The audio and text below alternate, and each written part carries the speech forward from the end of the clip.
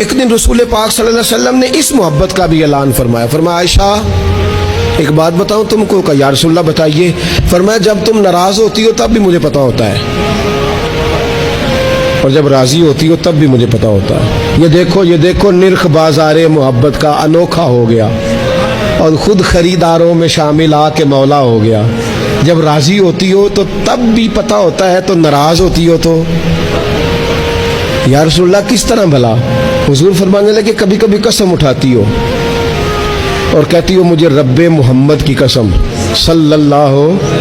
اب حضرت عائشہ صدیقہ کا یہ انداز بھی انوکھا, ڈائریکٹ قسم نہیں, رب محمد کی قسم. فلا و ربی کا, اللہ بھی فرماتا ہے محبوب مجھے تیرے رب کی قسم. یہ اس انداز کی آیت یہ اکیلی ہے قرآن پاک میں. فلا و ربک, محبوب مجھے تیرے رب کی قسم. حضرت عائشہ قسم اٹھاتی تو کہتی رب محمد صلی اللہ علیہ, مجھے محمد مصطفیٰ کے رب کی قسم. حضور فرمانے لگے کبھی کبھی قسم اٹھاتی ہو کہ مجھے رب محمد کی قسم, لیکن جب ہوتی ہو نا ناراض, کوئی بات تمہارے دل میں ہوتی ہے تو پھر تم کہتی ہو مجھے رب ابراہیم کی قسم. پھر تم میرا نام نہیں لیتی, مجھے پتا چل جاتا ہے کہ آج معاملہ کیا ہے. بدلے بدلے سے میری سرکار نظر آتے ہیں, اندازہ ہو جاتا ہے. جب راضی ہوتی ہو تو رب محمد کہتی ہو صلی اللہ علیہ وسلم, اور جب تمہارے دل میں کوئی بات ہو تو رب ابراہیم کہتی ہو.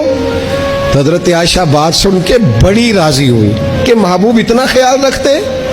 یہاں تک حضور کو خیال ہوتا ہے, پتہ چل جاتا ہے کہ کہاں سے بول رہی ہے.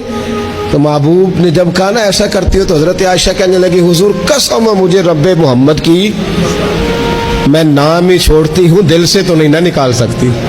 حضور نام صرف چھوڑتی ہوں, صرف نام. وہ نام میں حضرت ابراہیم کا لے لیتی ہوں, وہ بھی تو آپ نے یاد کرایا ہے نا کہ وہ جد الانبیاء ہیں, آپ نے یاد کرایا, تو نام صرف چھوڑتی ہوں, باقی تو ہر چیز کا مقام اپنی جگہ پہ قائم.